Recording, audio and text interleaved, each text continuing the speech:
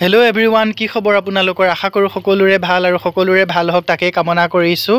সকলোকে ভগৱন্তই মংগল কৰক। আৰু এয়া মোৰ বা, গতিকে বা মই এইফালে ভাগিন গোটেইকেইজন ওলাইছোঁ। লগতে আৰু এজন আছে মোৰ টিকলা ভাগিন, এয়া মুখত আমলখিৰ পেকেট লৈ। গোটেইকেইজনে ওলাইছোঁ আজি বিহুৰ বজাৰ কৰিবলৈ। সিহঁতক কিবা এটা সৰুকৈ হ'লেও উপহাৰ বিহু বুলি দিম বুলি ভাবিছোঁ।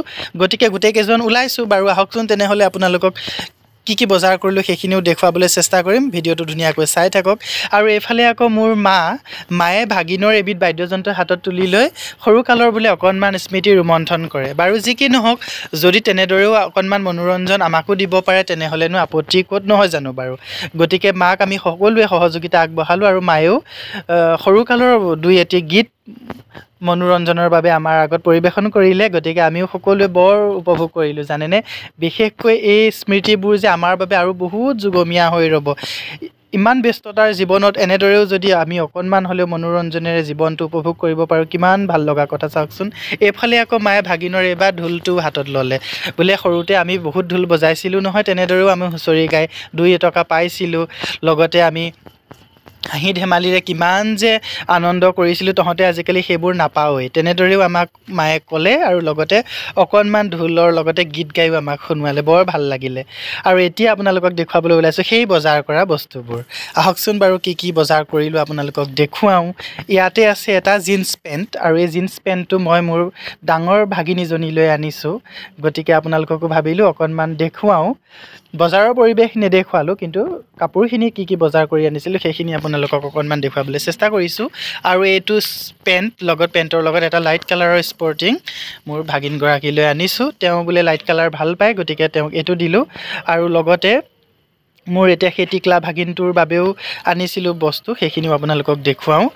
তাৰ বাবে মই আনিছিলোঁ এটা স্পৰ্টিং আৰু হাফ পেণ্ট। যিহেতু এতিয়া গৰম আহিয়ে আছে, গতিকে গেঞ্জি কাপোৰৰ তেনেকুৱা মানে পিন্ধিবলৈ অকণমান আৰামদায়ক হ'ব বুলি ভাবিয়ে তেনেকুৱাই কিনিলোঁ। আৰু সি এই কালাৰটো বহুত পচন্দ কৰিলে ভাগিনটোৱে। গতিকে সি যিটো কালাৰ পচন্দ কৰিছিলে তাকেই আনি দিছোঁ। আৰু লগতে আৰু কেইটামান বস্তু তাক মই আনি দিছিলোঁ।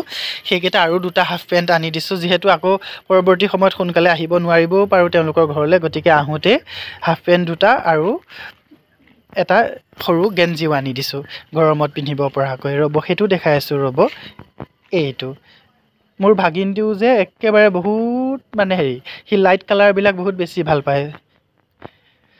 আৰু এতিয়া এইটো হৈছে মোৰ ভিনদেউৰ বাবে অনা স্পৰ্টিং। বিহু বুলি ভিনদেউক এটা স্পৰ্টিং দিছোঁ। আৰু ভিনদেউৱে যিহেতু সদায় অফিচলৈ গৈ থাকে ডিউটিৰ কামত, গতিকে ডিউটিলৈ যাব সুবিধা হোৱাকৈ এনেদৰে এটা লাইট কালাৰৰ স্পৰ্টিঙে দিছোঁ। কালাৰটো কেনেকুৱা লাগিছে আপোনালোকে জনাবচোন, জনালে মোৰো ভাল লাগিব। বাৰু যি কি নহওক, তেনেহ'লে আৰু অলপ বজাৰ কৰিছিলোঁ, সেইখিনিও আপোনালোকক দেখুৱাওঁ। ভিনদেউৰে এখন চিনাকি দোকান আছিলে, আৰু সেই দোকানখনৰ পৰা ভাগিনহঁতৰ কাৰণে বায়ে অলপ কিতাপ বহি কলম পেঞ্চিল তেনেকৈ বজাৰ কৰি লৈ আহিছিল। আৰু সেইখিনিও আপোনালোকক অকণমান ভাবিলোঁ বাকী বজাৰখিনিৰ লগতে এইখিনিও আপোনালোকক দেখুৱাই দিওঁ। আৰু এয়াই হৈছে, যিহেতু এতিয়া ভাগিনজনী 10 পাইছে, সিদিনাখন আপোনালোকক লাইভটোত কৈছিলোঁৱে। গতিকে তাইৰ বাবে বহি, কলম, পেঞ্চিল তেনেদৰে আনিছিল। আৰু এই লেবেলখিনি ফ্ৰীকৈ দিছিলে দোকানীজনে। বাৰু যি কি নহওক, গোটেই বস্তুখিনি আপোনালোকক দেখুৱালোঁ। আৰু সকলোৱে ভালে থাকক, সকলোৰে মংগল হওক তাকে কামনা কৰিছোঁ। আজিলৈ বাই বাই।